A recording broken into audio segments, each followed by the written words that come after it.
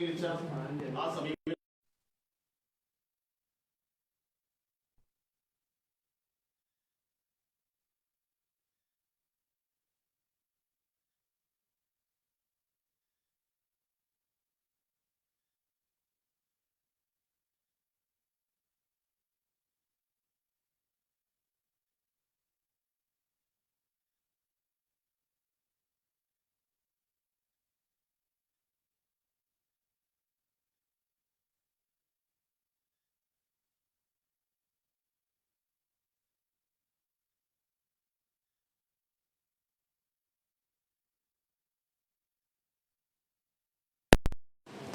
ആന്ധ്രയ്ക്കും തെലങ്കാനയ്ക്കും ബീഹാറിനുമെല്ലാം കേന്ദ്ര ഗവൺമെന്റ് സമീപ ദിവസങ്ങളിൽ തന്നെ വലിയ ആനുകൂല്യം കൊടുത്ത അനുഭവം നമ്മൾ കണ്ടു.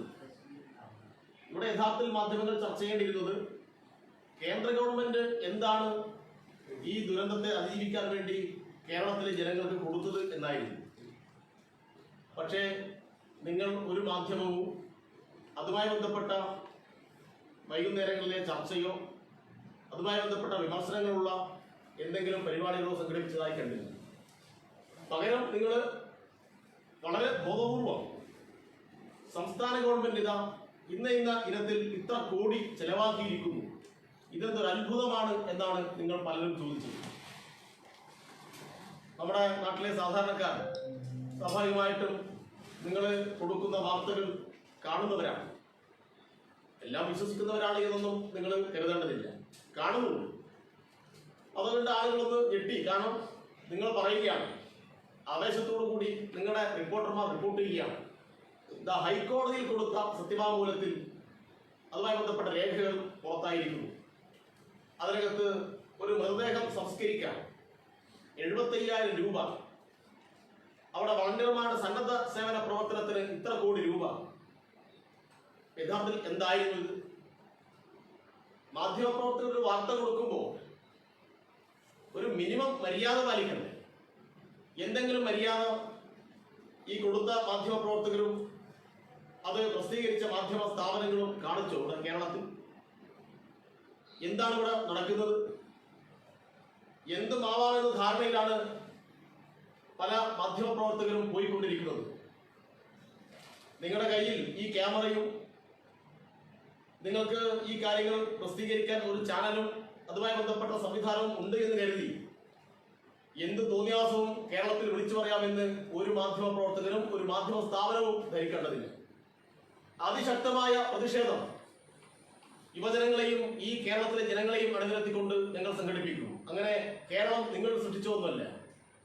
നിങ്ങൾക്ക് ഇങ്ങനെ തോന്നുന്നത് പോലെ വാർത്ത കൊടുത്തിട്ട് കേരളത്തെ അപമാനിക്കാനും നോക്കേണ്ടതില്ല. എന്താ നിങ്ങൾ കൊടുത്തത്? യഥാർത്ഥത്തിൽ ഈ മെമ്മോറാണ്ടം സമർപ്പിച്ചത് എന്തിനാണ് എന്ന് അല്പമെങ്കിലും സാമാന്യബോധമുള്ള ഒരാൾക്ക് മനസ്സിലാവില്ലേ?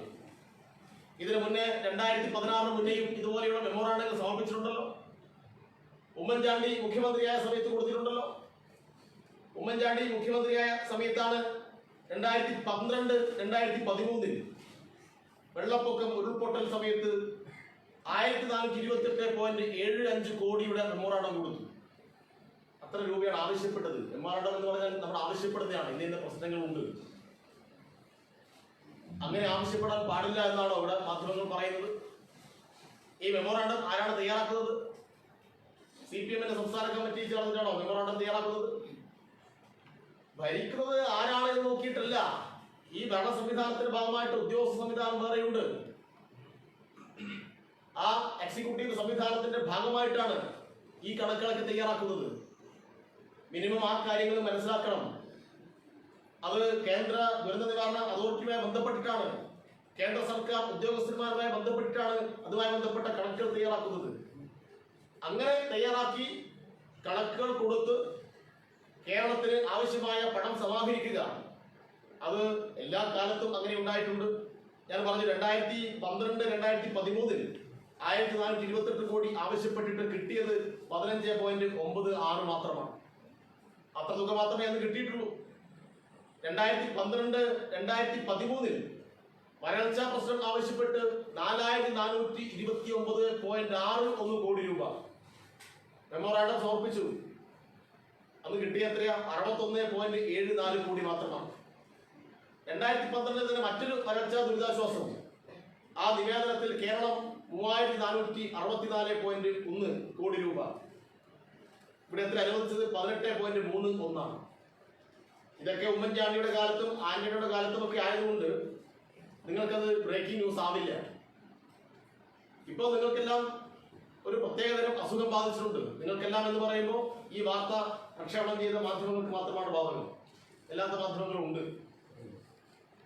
അതുകൊണ്ട് അന്തസ്സിന്റെ എല്ലാ സീമകളും ലംഘിച്ച് മാധ്യമ പ്രവർത്തനത്തിന്റെ എല്ലാ പരിധിയും വിട്ടിട്ട് ചില മാധ്യമ പ്രവർത്തകരും മാധ്യമ സ്ഥാപനങ്ങളും RSSനും BJPക്കും ഇവിടെയുള്ള കോൺഗ്രസിനും കൊട്ടേഷൻ പണി എടുക്കുകയാണ്. വയനാട് ദുരന്തമുണ്ടായപ്പോ കേന്ദ്ര ഗവൺമെന്റ് ഒരു കൊട്ടേഷൻ ഏൽപ്പിച്ചിരുന്നു. എന്താ കൊട്ടേഷൻ എന്നറിയാമോ? വയനാട് ദുരന്തമുണ്ടായത് സംസ്ഥാന സർക്കാരിന്റെ പിടിപ്പുകേട് കൊണ്ടാണ്. അത് സ്ഥാപിക്കാൻ വേണ്ടിയിട്ട് കുറച്ച് ശാസ്ത്രജ്ഞന്മാരെ, കുറച്ച് കോളമിസ്റ്റുകാരൊക്കെ സമീപിച്ചു. ഇന്ത്യയിലെ പ്രധാനപ്പെട്ട ഒരു മാധ്യമത്തിനെയാണ് റിപ്പോർട്ട് ചെയ്തത്. എന്തിനു വേണ്ടിയാ? കേന്ദ്രത്തിന് കേരളത്തെ കുറ്റപ്പെടുത്തണം. ആ കാര്യങ്ങൾ പുറത്തു വന്നു. അത് പുറത്തു വന്നത് കേരളത്തിനെതിരായതുകൊണ്ട് പ്രധാനപ്പെട്ട എന്ന് ആളുകൾ ധരിക്കുന്ന പല ചാനലും ആ വാർത്തയൊന്നും ഇങ്ങനെ കൊടുത്തിട്ടില്ല. പക്ഷേ ഇതിനൊക്കെ ഒരു പരിധിയുണ്ട്. ഇപ്പൊ കേന്ദ്ര ഗവൺമെന്റ് കൊടുത്ത ആ കൊട്ടേഷൻ ഏറ്റെടുക്കാൻ അന്ന് ശാസ്ത്രജ്ഞന്മാർ തയ്യാറായിട്ടില്ല. പക്ഷേ കുറച്ച് പണം കൂട്ടിക്കൊടുത്തപ്പോ ഇവിടെയുള്ള കുറച്ച് മാധ്യമ പ്രവർത്തകരും മാധ്യമ സ്ഥാപനങ്ങളും അതിന് തയ്യാറായി എന്നാണ് ഇപ്പോ ഈ വാർത്തകൾ കാണുമ്പോൾ മനസ്സിലാവുന്നത്. അപ്പോൾ ഇത് അങ്ങേയറ്റം നാണക്കേടാണ്. ഇതൊന്നും ഈ സാംസ്കാരിക കേരളത്തിന് ഒട്ടും ഭൂഷണമായിട്ട കാര്യമല്ല. ഇത് അന്തസ്സുള്ള മാധ്യമ പ്രവർത്തനമല്ല. യഥാർത്ഥത്തിൽ കേരളം ഒറ്റക്കെട്ടായി എന്ന് പറയുമ്പോൾ മാധ്യമ പ്രവർത്തകരെ അതിൽ മാറ്റി നിർത്താൻ കഴിയില്ല. നല്ല അന്തസ്സുള്ള സത്യസന്ധമായ വാർത്തകളെ വിശകലനം ചെയ്യാൻ ശേഷിയുള്ള മാധ്യമ പ്രവർത്തകർ ധാരാളമുണ്ട്. അവരെല്ലാം ചേർന്നുകൊണ്ടാണ് ഒറ്റ മനസ്സോട് കൂടിയിട്ട് 500ഓളം ആളുകൾക്ക് ജീവൻ നഷ്ടപ്പെട്ട ഈ ദുരന്തം നമ്മൾ അതിജീവിക്കേണ്ടത്. അതിനു പകരം ഇത്തരം കുത്തിത്തിരിപ്പ് വാർത്തകളുമായിട്ട് ചില പ്രത്യേക ലക്ഷ്യം വെച്ച് വരുന്ന രീതി ജനങ്ങൾക്കിടയിൽ തുറന്നു കാണിക്കും എന്നാണ് DYFI പ്രഖ്യാപിക്കാറുള്ളത്. അപ്പോൾ നിങ്ങൾ 4 എഴുത്തെഴുതി 4 വാർത്ത ബ്രേക്കിംഗ് കൊടുത്ത് അതിന്മേൽ കുറച്ചാളുകളെ വൈകുന്നേരം കൊണ്ട് കൊട്ടേഷൻ ചർച്ചകൾ സംഘടിപ്പിച്ചിട്ട് ഇടതുപക്ഷ പ്രസ്ഥാനത്തെയും കേരളത്തിന്റെ ഈ ഉയർന്ന ജനങ്ങളുടെ സാമൂഹ്യ വീക്ഷണത്തെയും അവരുടെ ബോധത്തെയും അളക്കാൻ നിങ്ങൾ നിൽക്കരുത്. കേരളത്തിലെ ജനങ്ങളെ മൊത്തം ഈ നിലയിൽ അണ്ടർസ്റ്റിമേറ്റ് ചെയ്യരുത് എന്നാണ് ബഹുമാനപ്പെട്ട മാധ്യമപ്രവർത്തകരോട് പറയാനുള്ളത്. മൊത്തത്തിലൊരു കച്ചവടമായി കാണുകയാണ്. ചില മാധ്യമപ്രവർത്തകരോട് സംസാരിക്കുമ്പോൾ ചില ആളുകൾ പറയുന്നു, അയ്യോ ഞങ്ങളിങ്ങനെ സത്യസന്ധമായ വാർത്ത കൊടുത്താലൊന്നും നമുക്ക് ലാഭം ഉണ്ടാവില്ല. ഇപ്പൊ മായം ചേർത്ത ഈ ഉൽപ്പന്നങ്ങളൊക്കെ വിൽക്കുന്ന കാലമാണ്. ചില പൊടികൾ, മസാല പൊടികളൊക്കെ മായം ചേർത്ത് വിൽക്കും. ചില കേസുകളൊക്കെ ഇങ്ങനെ വന്നിട്ടുണ്ട്. അപ്പൊ മായം ചേർക്കാത്ത വാർത്തകളൊന്നും കച്ചവടം ആവില്ല എന്നാണ് ചില മാധ്യമപ്രവർത്തകർ തന്നെ രഹസ്യമായിട്ടൊക്കെ പറയുന്നത്. എന്തൊരു ഗതികേടാണ് ഇത്! കേരളത്തിലെ ജനങ്ങൾ മനസ്സിലാക്കേണ്ടതുണ്ട്. ഇത് ഒരു വലിയ വ്യവസായമായി കണ്ട് ഇങ്ങനെയുള്ള ഉടിക്കും തൊങ്ങലും കള്ള വാർത്തയും നിരന്തരമായി പ്രചരിപ്പിക്കുന്ന ഈ രീതി അവസാനിപ്പിക്കാൻ കേരളീയ സമൂഹത്തെ സജ്ജമാക്കും എന്നാണ് ഞങ്ങളിവിടെ പ്രഖ്യാപിക്കുന്നത്. പിന്നെ മറ്റൊരു കൂട്ടർ ഇറങ്ങിയിട്ടുണ്ട്. അത് കുറച്ച് യൂട്യൂബേഴ്സാണ്. അതും പ്രധാനം കച്ചവടം തന്നെയാണ്. നിങ്ങൾക്കെതിരെ എനിക്ക് ദേഷ്യമുണ്ടെങ്കിൽ അവനെ ശരിപ്പെടുത്താൻ ഞാൻ ഒരു വാർത്ത ചെയ്യാം, കുറച്ച് കാശ് കൊടുത്താൽ മതി. ഇപ്പൊ DYFI അപകീർത്തിപ്പെടുത്താൻ കുറച്ച് യൂട്യൂബേഴ്സ് പണം വാങ്ങി ഇറങ്ങിയിട്ടുണ്ട്. അവരെ എല്ലാം കാണേണ്ടതുപോലെ തന്നെ കാണും. ശക്തമായ നിയമ നടപടികൾ സ്വീകരിക്കും. അങ്ങനെ പണം വാങ്ങിയിട്ട് ഞങ്ങളെ അങ്ങ് എഴുതി കാണിച്ച് പോവാമെന്നും ഒരാളും കരുതേണ്ടതില്ല. ഇവിടെ വയനാട് വളരെ സാഹസികമായി ജീവൻ പണയപ്പെടുത്തിയിട്ടാണ് DYFIയുടെ ആയിരക്കണക്കിന് വളണ്ടിയർമാർ അവിടെ സന്നദ്ധ സേവന പ്രവർത്തനത്തിന് നേതൃത്വം കൊടുത്തത്. ആ സന്നദ്ധ സേവന പ്രവർത്തനത്തിന് ഞങ്ങൾ കാശ് വാങ്ങി എന്നാണ് ചില യൂട്യൂബർമാർ ഈ കോൺഗ്രസ് BJP കൊട്ടേഷൻ ഏറ്റെടുത്തുകൊണ്ട് ഇവിടെ പ്രചരിപ്പിക്കുന്നത്. അത്തരം ആളുകൾക്ക്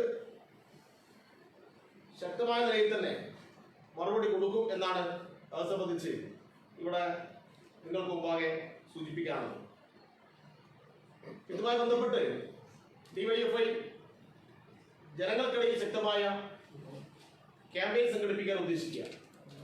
അപ്പോൾ നാളെ കേരളത്തിലെ എല്ലാ ജില്ലാ കേന്ദ്രങ്ങളിലും ഈ മാധ്യമ നുണകൾ തുറന്നു കാട്ടുന്ന പ്രതിഷേധം സംഘടിപ്പിക്കും. യുവജന പ്രതിഷേധമാണ് ഉദ്ദേശിക്കുന്നത്.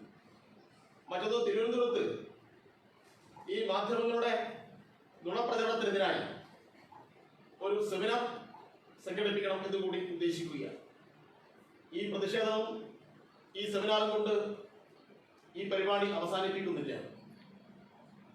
ശക്തമായ നിലയിൽ തുടർന്നും ഇതുമായി ബന്ധപ്പെട്ട പ്രക്ഷോഭവും അതുമായി ബന്ധപ്പെട്ട ക്യാമ്പയിനുകളും മുന്നോട്ട് കൊണ്ടുപോകാൻ തന്നെയാണ് ഡിവൈഎഫ്ഐ ആലോചിച്ചിട്ടുള്ളത്.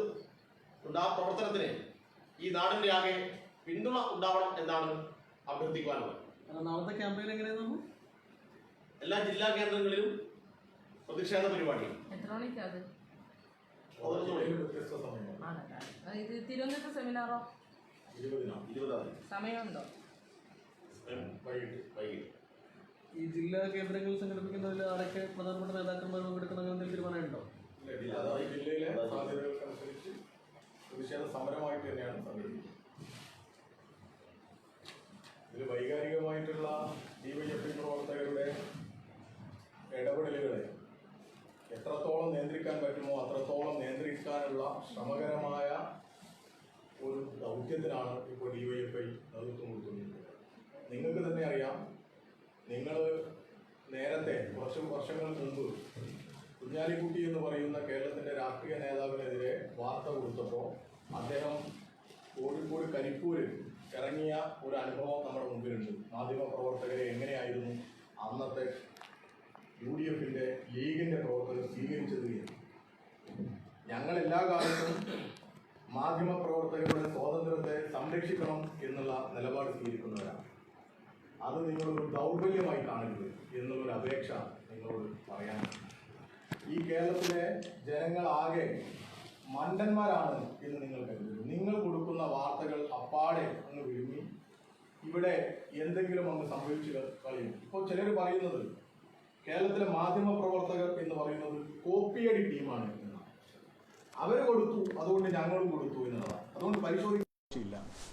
ഇന്ന ചാനലിൽ ബ്രേക്കിംഗ് വരുന്നു, അതുകൊണ്ട് ഞങ്ങളും കൊടുത്തു. കോപ്പിയടി സംഘമായി കേരളത്തിലെ ചില മാധ്യമ പ്രവർത്തകർ, മാധ്യമ സംഘം മാറുന്നുണ്ട്. ഈ മാധ്യമ പ്രവർത്തകരിൽ ചിലർ RSSന്റെ ഏജന്റുമാരായി ഇവരുടെ എല്ലാം ഒരു ടീമായി പ്രവർത്തിക്കുന്നുണ്ടോ എന്നുള്ള സംശയം ഞങ്ങൾക്കുണ്ട്, ഈ നാട്ടിലെ ജനങ്ങൾക്കുണ്ട്. ഇവിടെ RSS അതുപോലെ കോൺഗ്രസിലെ VD സതീശൻ, മാധ്യമ പ്രവർത്തകരിലെ ചിലർ തമ്മിലുള്ള ഒരു കൂട്ടുകെട്ട് പ്രവർത്തിക്കുന്നുണ്ടോ എന്നുള്ള സംശയം ഞങ്ങൾക്കുണ്ട്. VD സതീശൻ ഉൾപ്പെടെയുള്ളവർ ഈ കാളപെറ്റു എന്ന് കേൾക്കുമ്പോൾ കയറെടുക്കുന്നത് പോലെ അങ്ങ് എടുത്തതല്ല. വളരെ ആലോചിച്ചു. ഫാസിലിനെ കൊലപ്പെടുത്തിയതിന് മുമ്പ് അവിടെ ഒരു വാർത്ത ഇങ്ങനെ പ്രചരിച്ചിരുന്നു, അയ്യപ്പ സ്വാമിയുടെ മാല പൊട്ടിച്ചു എന്നുള്ളൊരു വാർത്ത. അതിൻ്റെ പിറ്റേ ദിവസമാണ് സഖാവ് കൊല ചെയ്യപ്പെടുന്നത്. ഇവിടെ നാദാപുരത്തെ ബിനുവിനെ നഷ്ടപ്പെടുന്നത് നമുക്കറിയാം, വ്യാജ വാർത്തകൾക്കൊടുവിലാണ്.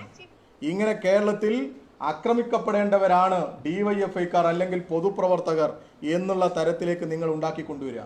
ഇപ്പം നിങ്ങളിൽ പലരും മാപ്പ് പറഞ്ഞു, അല്ലെങ്കിൽ തെറ്റായിപ്പോയി എന്ന് പറഞ്ഞു മാധ്യമങ്ങളിൽ. നിങ്ങൾ ചെയ്യേണ്ടത് എന്താ? ഈ ദൃശ്യമാധ്യമങ്ങളിൽ, പത്രങ്ങളിലാണ് പ്രിന്റ് ചെയ്ത് വന്നു കഴിഞ്ഞു, പോട്ടെ. ഈ ദൃശ്യമാധ്യമങ്ങളിൽ ഇപ്പോഴും ഉണ്ടല്ലോ ഇതിൻ്റെ ലിങ്കും ഇതിൻ്റെ വാർത്തകളും, ഈ നുണ വാർത്തകളുണ്ടല്ലോ. എന്തേ അത് പിൻവലിക്കാൻ തയ്യാറാകാത്തത്? ഡിവൈഎഫ്ഐ അടിയന്തരമായി ആവശ്യപ്പെടുകയാണ്, ആ തെറ്റായ വാർത്ത നിങ്ങളുടെ സാമൂഹ്യ മാധ്യമങ്ങളിൽ നിന്ന്, നിങ്ങളുടെ എല്ലാ ഐഡന്റിറ്റിയിൽ നിന്നും നിങ്ങൾ പിൻവലിക്കണം എന്ന്. നിങ്ങളത് പിൻവലിക്കണം. ഇപ്പോഴും സെർച്ച് ചെയ്ത് പോകുന്നത് ആ വാർത്തയിലേക്കാണ്. ആ വാർത്തയുടെ ഓരോ ഭാഗം എടുത്തുകൊണ്ടാണ് ഇപ്പോഴും പ്രചരണം നടത്തിക്കൊണ്ടിരിക്കുന്നത്. ഇത് കേരളത്തെ തകർക്കാനുള്ള ഗൂഢാലോചനയാണ്. ഇവിടെ ഒരു അപകടമുണ്ടായാൽ, ഇവിടെ ഒരു ദുരന്തമുണ്ടായാൽ അതിൽ പ്രവർത്തിക്കുന്നവരാകെ മോശക്കാർ. ഇപ്പോൾ ഇന്നൊരു ട്രോൾ മലയാളാണെന്ന് തോന്നുന്നു, അവർ പ്രചരിപ്പിക്കുക, എൻ്റെ മോൻ എന്താ പണി എന്ന് ചോദിക്കുക. ഡിവൈഎഫ്ഐക്കാരനായാൽ മതി പോലും, അപ്പോൾ നല്ല സൗകര്യത്തോടു കൂടി ജീവിക്കാം. ഏതാ അതിൻ്റെ സോഴ്സ്? ഈ പൊതുപ്രവർത്തകർക്ക്, ഇതിൽ സന്നദ്ധ പ്രവർത്തനം നടത്തിയവർക്ക് പണം കിട്ടിയിട്ടുണ്ട് എന്നുള്ള നിങ്ങളുടെ വാർത്തയാണ്. അത് വെച്ച് പ്രചരിപ്പിക്കുക. എന്താ നിങ്ങൾ ഉദ്ദേശിച്ചത്?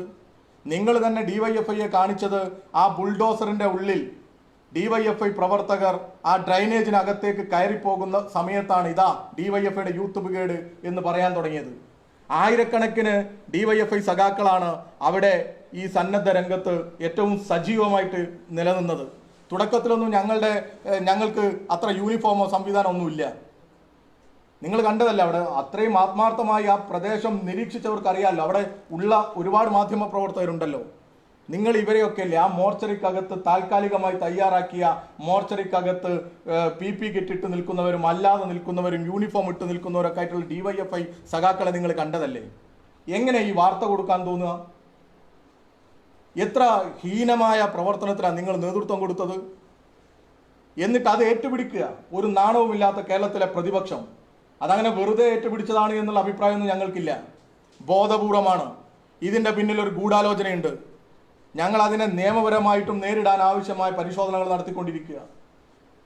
അങ്ങനെ എന്തും പറഞ്ഞ് എന്തും ചെയ്ത് ആരെയും തകർത്ത് മുന്നോട്ട് പോകാമെന്ന് ആരെങ്കിലും കരുതുന്നുണ്ടെങ്കിൽ അത് അവസാനിപ്പിച്ചോളണം എന്ന് തന്നെയാണ് ഡിവൈഎഫ്ഐക്ക് പറയാനുള്ളത്.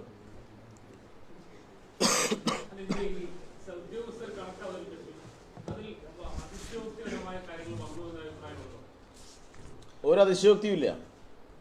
നിങ്ങൾക്ക് എന്താ മനസ്സിലാവാത്തത്? ഞാൻ പറഞ്ഞല്ലോ 2012-ലും 2013-ലും ഒക്കെ ഇതുപോലെയുള്ള കണക്കുകൾ തന്നെ കൊടുത്തത്. അപ്പം തോന്നാത്തൊരു അതിശയോക്തി എന്നാ ഇപ്പം തോന്നുന്നത്? അപ്പം തോന്നാത്ത അതിശയോക്തി എന്നാ ഇപ്പം തോന്നുന്നത്?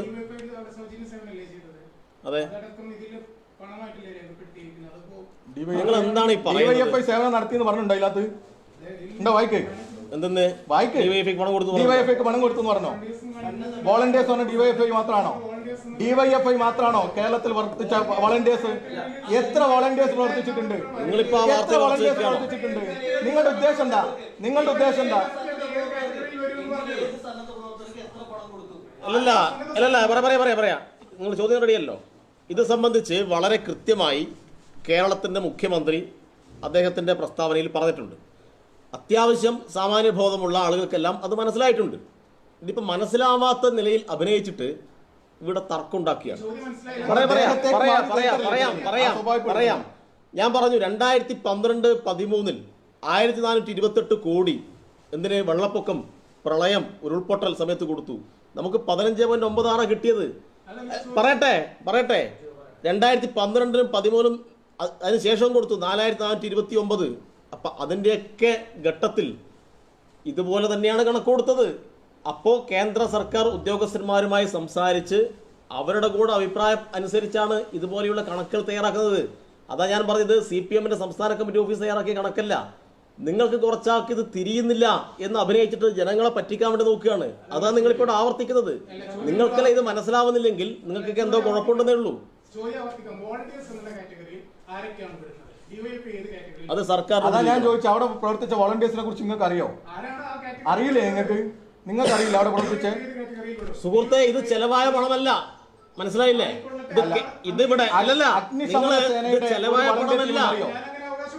ഇത് ചെലവായ പണമല്ല. നിങ്ങളെന്താ പ്രചരിപ്പിച്ചത്? നിങ്ങൾ പ്രചരിപ്പിച്ചത് ചെലവായ പണം എന്നാണ്. 75,000 രൂപ ഒരു മൃതദേഹം സംസ്കരിക്കാൻ ചെലവാക്കിയിട്ടുണ്ട് എന്ന് നിങ്ങൾ കള്ളവാർത്ത കൊടുത്തു. ആ കള്ളവാർത്തയെ കുറിച്ച് ഞങ്ങളോട് പറയുന്നത്. ഒരു വളണ്ടിയർക്കും പണം കൊടുത്തിട്ടില്ല. ആർക്കാ പണം കൊടുത്തത്? നിങ്ങൾ എന്തിനാണ് വളണ്ടിയർമാർക്ക്? സുഹൃത്തെ, അത് ചെലവായ പണമല്ല. മെമ്മോറാണ്ടം എന്ന് പറഞ്ഞാൽ കേന്ദ്രത്തിൽ നിന്ന് ആനുകൂല്യം കിട്ടാൻ വേണ്ടിയിട്ട് കേന്ദ്ര സർക്കാർ ഉദ്യോഗസ്ഥന്മാരുമായി തയ്യാറാക്കുന്ന ഒരു നിവേദനമാണ്. ആ നിവേദനത്തെയാണ് നിങ്ങൾ ഇങ്ങനെ വളച്ചൊടിക്കുന്നത്. അത് 9-ാം തീയതി മനസ്സിലാവാത്തുണ്ടല്ലോ.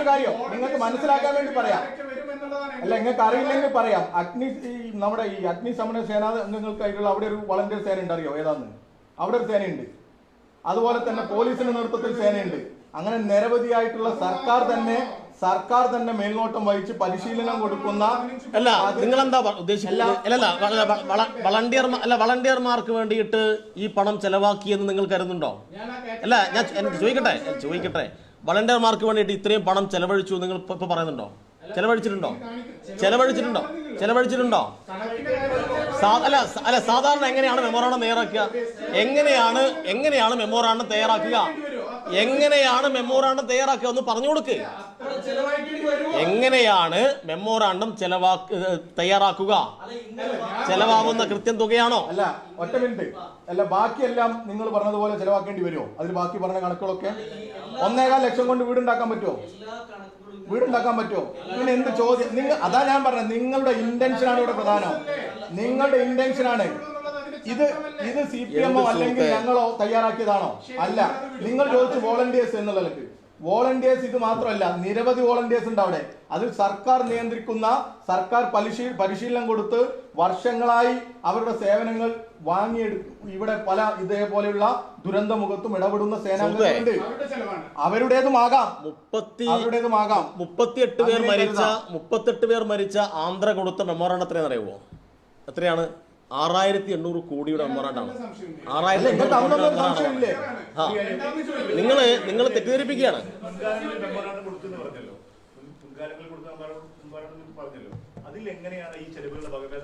അല്ല, ഇവിടെ എന്താ പ്രശ്നം എന്ന് മനസ്സിലായോ?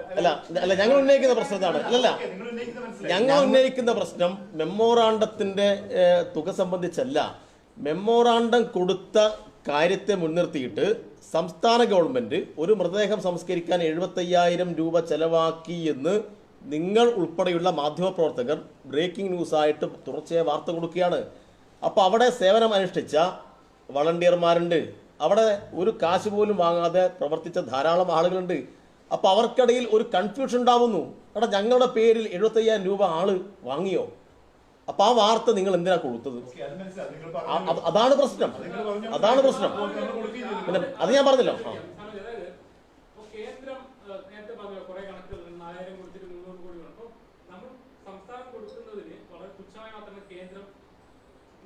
നൽകുന്നത് എന്നതാണ് നിങ്ങളുടെ വിമർശനമെങ്കിൽ നിങ്ങളുടെ ഈ ഒരു വിമർശനം ഉന്നയിക്കുന്നത് കേന്ദ്രത്തിനെതിരെ നിങ്ങൾ ഈ യുദ്ധപ്രഖ്യാപനം നടത്തുന്നത് അതുപോലെ ഈ മാധ്യമങ്ങൾക്കെതിരെ യുദ്ധപ്രഖ്യാപനം നടത്തിയതുകൊണ്ട് എന്തെങ്കിലും സംസ്ഥാനത്തിൽ ഗുണമുണ്ടോ? ഞങ്ങളുടെ പ്രഖ്യാപനത്തിൽ ഒരു ഭാഗം അത് തന്നെയാണ്.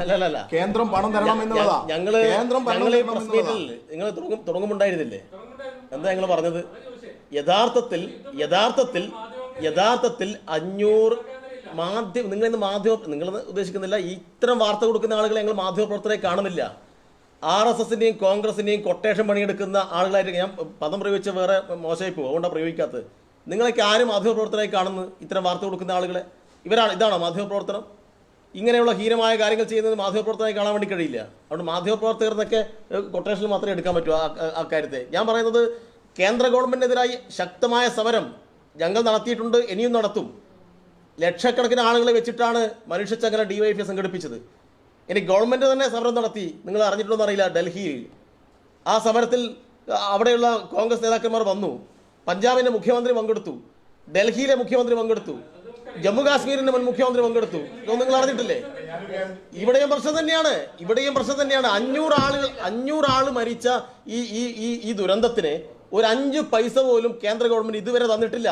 പ്രധാനമന്ത്രി അങ്ങ് ഇങ്ങോട്ട് വന്നു, നിങ്ങളെല്ലാം ഓടിപ്പോയി. നിങ്ങൾ ഓടിപ്പോയിട്ട് കുഞ്ഞിനെ എടുക്കുന്നതും താലോലിക്കുന്നതും എല്ലാം റീൽസ് ആക്കിയിട്ട് പ്രധാനമന്ത്രിയും അവരുടെ അനുയായികളും പ്രചരിപ്പിച്ചു എന്നല്ലാതെ എന്ത് കിട്ടിയെന്ന് ചോദിക്കുന്ന ചർച്ച നിങ്ങൾ 8 മണിക്ക് സംഘടിപ്പിച്ചിട്ടുണ്ടോ ഏതെങ്കിലും ചാനൽ? നിങ്ങൾ മാധ്യമപ്രവർത്തകർ എവിടെയായിരുന്നു?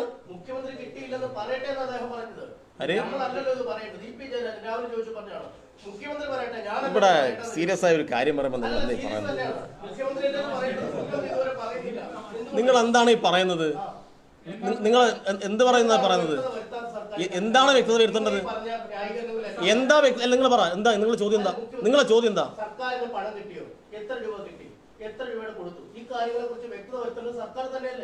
സർക്കാരിന് പണം കിട്ടിയിട്ടില്ല പറഞ്ഞില്ലേ?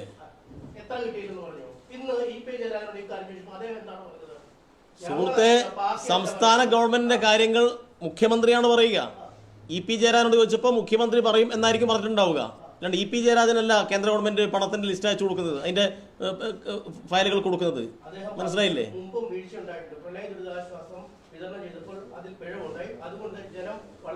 പ്രളയ ദുരിതാശ്വാസം എത്ര കോടിയാണ് ഇവിടെ കിട്ടിയത്? എത്രയാണ് നമ്മൾ കണക്കാക്കിയത്?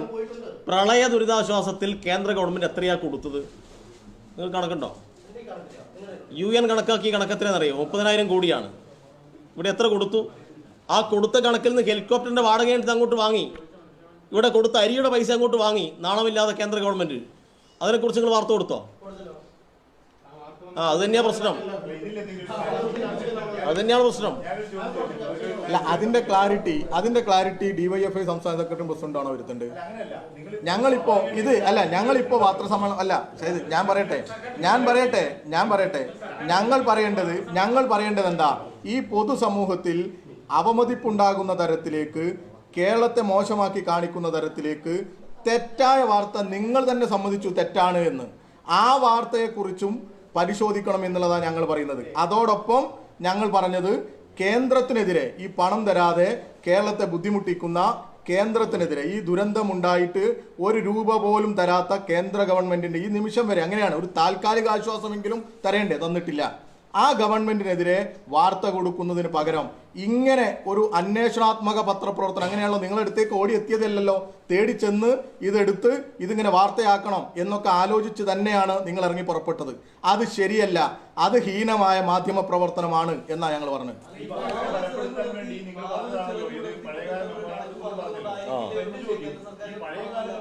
നൽകിയ സമയത്ത് അവർ ഈ തുക ഓരോ ചെലവും പറഞ്ഞല്ലോ, വിവാദമായ ചെലവുകൾ, ആ വക എങ്ങനെയാണ് വകയിരുത്തിയത് നിങ്ങൾ പരിശോധിച്ചോ? എന്താണ് അവരതിൽ രേഖപ്പെടുത്തിയിട്ടുള്ളത്? ആ തുകയിൽ പരിശോധിച്ചിട്ടുണ്ട്. ദുരിതബാധിതരായ വീട്ടുകാർക്ക് പാത്രങ്ങൾ വാങ്ങാൻ, വസ്ത്രങ്ങൾ വാങ്ങാൻ 40 ലക്ഷത്തിനടുത്ത് രൂപയാണ് അന്ന് ചോദിച്ചത്.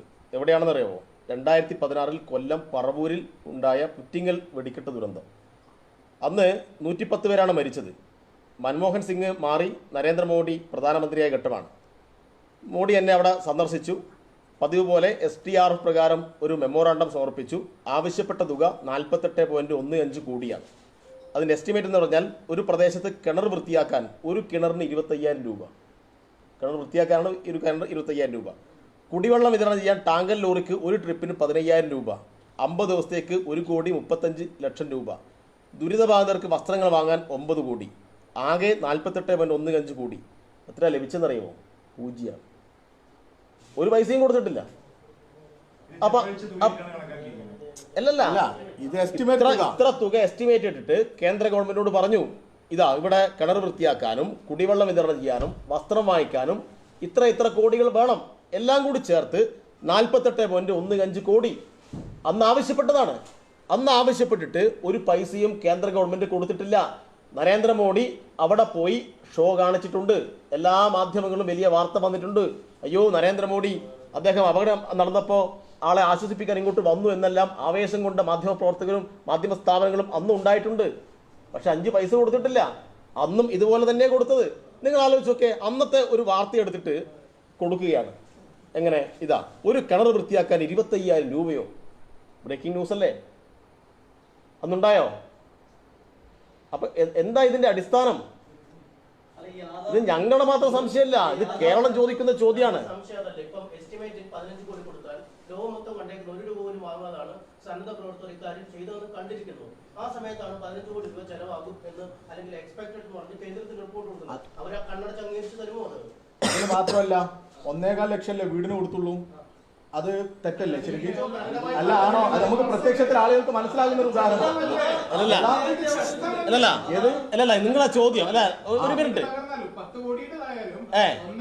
അങ്ങനെയല്ല, നിങ്ങളുടെ ചോദ്യം ശരിയാണ് ചോദിക്കുന്നത്. അല്ല, ഒരു ഒറ്റക്കാര്യം അല്ല. ഈ ചോദ്യത്തിന്റെ ഉദ്ദേശം എന്താണ്? നിങ്ങൾക്ക് കേന്ദ്ര ഗവൺമെന്റ് ഇവിടെ കൊടുക്കാത്ത പണത്തെ കുറിച്ച് ചോദ്യമില്ല. ഇല്ലല്ല, പറയട്ടെ. ഒന്നിനെ കുറിച്ച് നിങ്ങൾക്ക് ആശങ്കയില്ല. നിങ്ങളുടെ ആശങ്ക എന്ന് പറഞ്ഞാൽ ഈ വളണ്ടിയർമാർക്ക് ഇത്ര പണം കൊടുത്തു, അതിനൊരു ചെലവ് കാണിച്ചു എന്നാണ്. സുഹൃത്തെ, അത് ചെലവഴിച്ച പണമല്ല. എത്ര തവണ പറഞ്ഞു? നിങ്ങളെപ്പോലത്തെ ആളോട് പറഞ്ഞിട്ട് കാര്യമില്ല. ചെലവഴിക്കാത്തൊരു പണത്തെക്കുറിച്ച് നിങ്ങൾ ചെലവഴിച്ചൊന്ന് വാർത്ത കൊടുത്തിട്ട് അതിന്മേൽ കാര്യങ്ങൾ വിശദീകരിക്കുമ്പോൾ നിങ്ങൾ പിന്നെയും ആ പഴയ കാര്യത്തിലേക്ക് പോവുകയാണ്.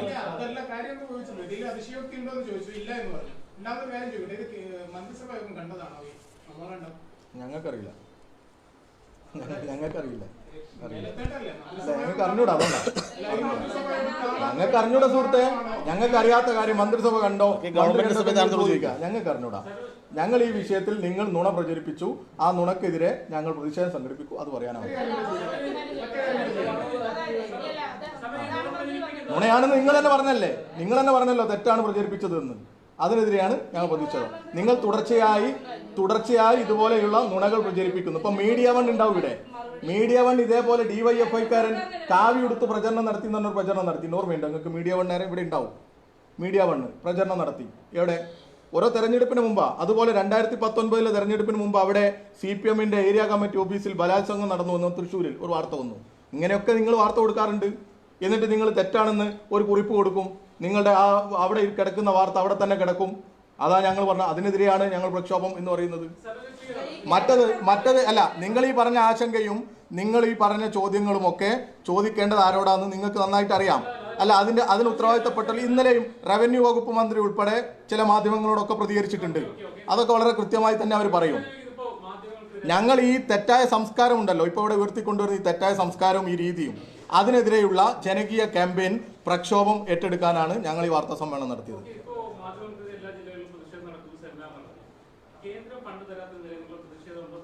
ഉണ്ട്, അതിനെതിരെയും പ്രക്ഷോഭമുണ്ട്.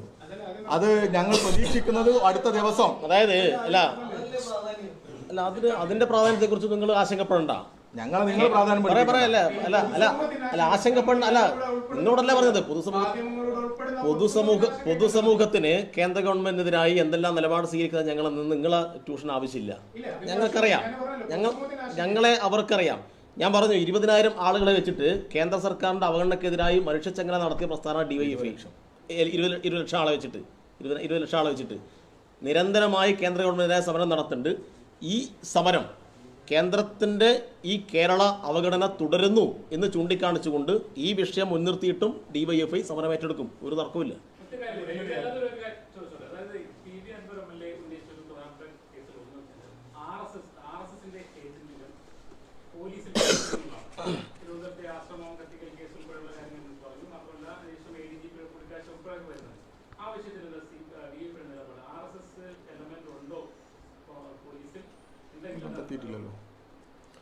അല്ല, പോലീസിനകത്ത് ചില പുഴുക്കുത്തുകളുണ്ട്.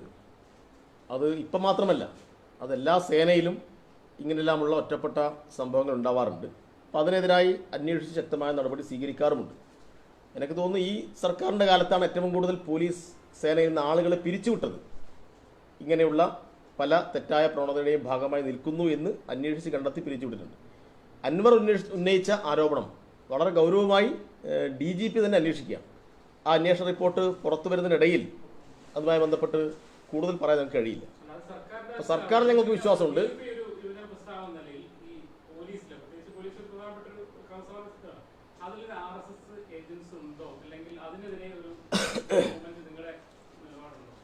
അതാ ഞാൻ പറഞ്ഞത്, ഈ സേനാ വിഭാഗങ്ങളിലൊക്കെ നുഴഞ്ഞു കയറാൻ പലരും ശ്രമിക്കുന്നുണ്ട്.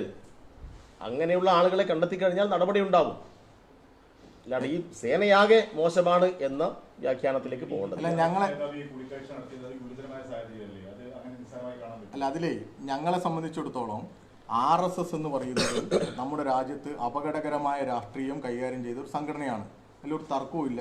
ഈ രാജ്യത്ത് വിദ്വേഷം പടർത്തുന്നതിന്, രാജ്യത്ത് കൊലപാതകങ്ങൾ നടത്തുന്നതിനൊക്കെ നേതൃത്വം കൊടുത്ത സംഘടനയാണ്. RSS-ഉമായി നിരവധിയായ ഏറ്റുമുട്ടലുകൾക്ക് ഞങ്ങൾ തന്നെ അവരുടെ ഒരുപാട് അക്രമങ്ങൾക്ക് ഇരയാകേണ്ടി വന്നവരാണ് ഞങ്ങളുടെ നിരവധി സഖാക്കൾ കൊല്ലപ്പെട്ടിട്ടുണ്ട്. ഞങ്ങളെ സംബന്ധിച്ചിടത്തോളം നിങ്ങളായാലും ആരായാലും RSS-ഉമായിട്ട് ഒരു ധാരണയോ ഒരു നീക്കുപോക്കോ ഒരു കാണലോ ഒരു സംസാരമോ നടത്തരുത് എന്ന് തന്നെയാണ് ഞങ്ങളുടെ അഭിപ്രായം. ആരും RSS-ഉമായി കൂട്ടുകൂടരുത് എന്നുള്ള അഭിപ്രായമാണ് ഞങ്ങൾക്കുള്ളത്. അതിൻ്റെ അപ്പുറത്തേക്ക് മറ്റൊരു നിലപാട് ഞങ്ങൾക്കില്ല. ആരും ADGP എന്നുള്ളതല്ല, മാധ്യമപ്രവർത്തകരായാലും RSS-ഉമായിട്ട് ഒരു ഗൂഢാലോചനയും നടത്തരുത്, ഒരു ആലോചനയും നടത്തരുത്, ഒരു സൗഹൃദവും ഉണ്ടാകരുത് എന്നുള്ള വ്യക്തിപരമായ അഭിപ്രായമുള്ളവരാണ് ഞങ്ങളൊക്കെ. അല്ല, അതുമായി ബന്ധപ്പെട്ട വിഷയം മുന്നിൽ വന്നു. ഗവൺമെന്റ് അന്വേഷണം പ്രഖ്യാപിച്ചിട്ടുണ്ട്. സർക്കാർ നടത്തേണ്ട അതാ ഞങ്ങൾ പറഞ്ഞത്. ആരും എന്നുള്ളതിൽ ഒരാൾ പോലും ഈ പറയുന്ന സംഘടനകളുമായി, അത് SDPI ആകട്ടെ RSS ആകട്ടെ, ഇങ്ങനെയുള്ള വർഗീയത വളർത്തുന്ന, ഇവിടെ വിദ്വേഷം വളർത്തുന്ന ഈ സംഘടനകളുമായി ഒരു ധാരണയും ഒരു കൂടിക്കാഴ്ചയും നടത്തരുതേ എന്ന് ആഗ്രഹിക്കുന്നവരാ ഞങ്ങൾ. അവരുടെ വളർച്ച എത്രത്തോളം ഇല്ലാതാകണം അത്രത്തോളം ഇല്ലാതാകാൻ വേണ്ടി പരിശ്രമിക്കുന്നവരാ ഞങ്ങൾ. അതാ ഞങ്ങളുടെ നിലപാട്.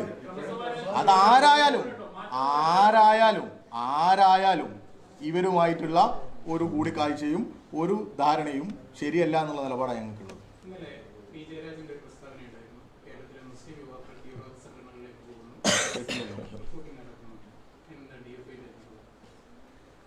യഥാർത്ഥത്തിൽ പി ജയരാജൻ സഖാവിൻ്റെത് അദ്ദേഹം എഴുതിയ ഒരു പുസ്തകത്തെക്കുറിച്ചുള്ള ഒരു മാധ്യമപ്രവർത്തകൻ്റെ ചോദ്യത്തിൽ അദ്ദേഹം കൊടുത്ത മറുപടിയാണ്. ആ പുസ്തകം പുറത്തു വന്നില്ല. അതും നിങ്ങൾ ഈ പറയുന്ന പോലെ കൊടുക്കുന്ന ഒരു വാർത്തയാണ്. നേരത്തെ പറഞ്ഞതിൻ്റെ തുടർച്ചയാണ് ആ വാർത്തയുടെയും അടിസ്ഥാനം. അപ്പം അദ്ദേഹം എഴുതിയ പുസ്തകം പുറത്തു വരട്ടെ. പുസ്തകം ആളുകൾ വായിക്കുമ്പോൾ നമുക്ക് കൂടുതൽ കാര്യങ്ങൾ വ്യക്തമാവും. അപ്പോൾ ആ പുസ്തകത്തെ മുൻനിർത്തി അദ്ദേഹം കൊടുത്ത ഒരു ഇൻ്റർവ്യൂവിലെ ഒരു ഭാഗം മാത്രം, ഒരു വാക്ക് മാത്രം എടുത്തിട്ട് നിങ്ങൾ ചർച്ച നിലനിർത്താൻ തുടങ്ങിയിട്ടുണ്ട്. ഏതായാലും ആ പുസ്തകത്തിൻ്റെ വിൽപ്പനയെ അത് നല്ല നിലയിൽ സഹായിക്കും എന്ന് മാത്രമേ ഇപ്പോൾ പറയാനുള്ളൂ. ബാക്കി പുസ്തകം വായിച്ച അഭിപ്രായം പറയാം.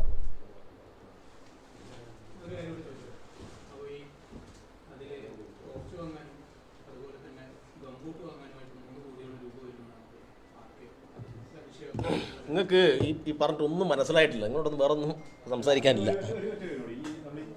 ഈ ചെലവിന്റെ കണക്കാണല്ലോ നമ്മുടെ വിഷയം. ഈ കേന്ദ്രത്തിന്റെ മുൻപിൽ പെരുപ്പിച്ച ഒരു കണക്ക് കൊടുക്കേണ്ടി വരുന്നു സ്റ്റേറ്റ് ഗവൺമെന്റിന് ഒരു കുറച്ചധികം പൈസ കിട്ടാനുള്ള. അത് വലിയൊരു മോശം സാഹചര്യമല്ലേ? അങ്ങനെ ഒരുപാട് മാനദണ്ഡങ്ങളുണ്ട്. അതൊക്കെ നമ്മുടെ ഭരണ വ്യവസ്ഥയുടെ ഒരുപാട് മാറേണ്ട പ്രശ്നങ്ങളുണ്ട്. സ്വാഭാവികമായിട്ടും ഇവിടെ ഒരു ഫെഡറൽ സംവിധാനത്തിനകത്ത് ഇവിടുന്ന് പ്രത്യേകിച്ച് GST ഉൾപ്പെടെ വന്നവിടെ എല്ലാ നികുതി അങ്ങോട്ട് കൊണ്ടുപോവുകയാണ്. അപ്പോൾ അത് നമ്മൾ ഈ സിസ്റ്റത്തിൻ്റെ പ്രശ്നമാണ്. തീർച്ചയായിട്ടും ചർച്ച ചെയ്യേണ്ടത് തന്നെയാണ്. ചർച്ച ചെയ്യട്ടെ, അതിലൊന്നും നമുക്ക് ഭയമില്ല. പക്ഷേ ഇനി ആക്ച്വൽ നഷ്ടം കണക്കാക്കാൻ കേന്ദ്ര ഗവൺമെന്റിന് വേണമെങ്കിൽ അവരുടെ ഏജൻസിയെ വെച്ച് അങ്ങനെ കണക്കാക്കിയാലും മതിയല്ലോ. അത്രയൊക്കെ സമയമല്ല. അതൊക്കെ ചെയ്യാവുന്ന വാർത്ത നിങ്ങളാണ് ഒഴിവാക്കേണ്ടത്. വാർത്ത നിങ്ങൾ വിചാരിച്ച് ഒഴിവാക്കാൻ പറ്റുന്നേ ഉള്ളൂ. അല്ല, ഈ എല്ലാം പറഞ്ഞല്ലോ, ഈ എല്ലാ നിലയിലും കള്ള വാർത്ത കൊടുക്കുന്ന നിങ്ങളെപ്പോലെ എന്ന് പറഞ്ഞാൽ നിങ്ങൾ കൊടുക്കുന്ന എനിക്കറിയില്ല. മാധ്യമ പ്രവർത്തകർക്കെതിരായിട്ടും സ്വീകരിക്കും, മാധ്യമ സ്ഥാപനത്തിനെതിരായും സ്വീകരിക്കും. ഇങ്ങനെ പണം വാങ്ങിയിട്ട് ആളുകളെ അപകീർത്തിപ്പെടുത്തുന്ന വീഡിയോ ചെയ്യുന്ന ചില യൂട്യൂബർമാരുണ്ട്. അവരെ കാണേണ്ടതുപോലെ കാണും എന്ന് കൂടിയാണ് പറഞ്ഞത്. നല്ല